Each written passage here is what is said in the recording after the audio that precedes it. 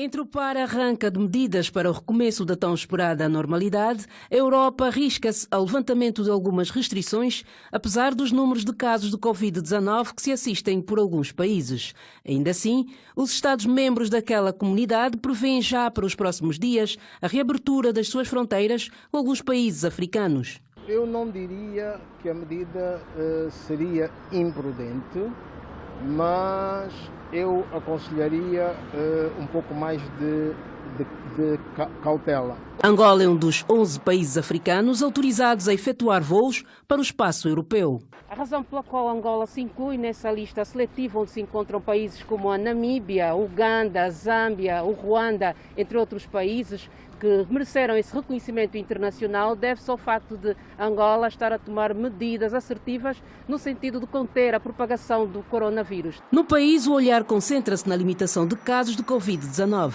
A classe empresarial fala numa crise sem precedentes em que o fluxo comercial entre os países deve continuar. Acredito que, para além da pandemia, há uma necessidade muito grande de relações comerciais e empresariais entre os países.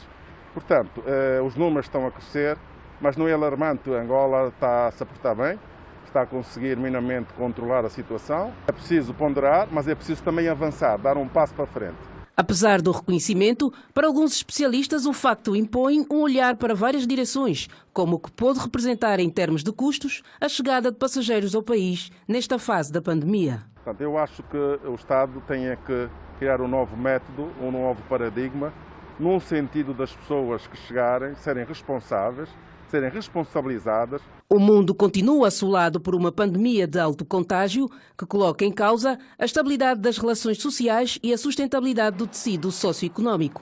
Por cá, as autoridades continuam a apelar para o cumprimento das medidas de prevenção e combate à Covid.